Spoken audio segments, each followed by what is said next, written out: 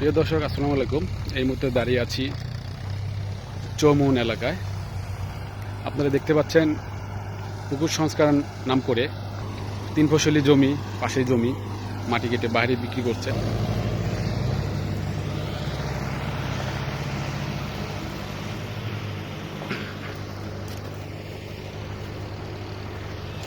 এটা দেখতে পাচ্ছেন, এটা মাঠ। মাঠের মধ্যে জমিগুলা কেটে বাইরে মাটি বিক্রি করে দিচ্ছে।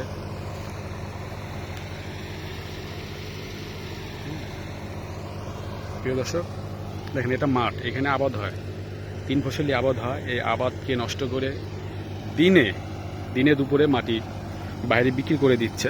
আপনাদেরকে দেখানোর চেষ্টা করছি আসলে কি হচ্ছে বড়ে গ্রামে।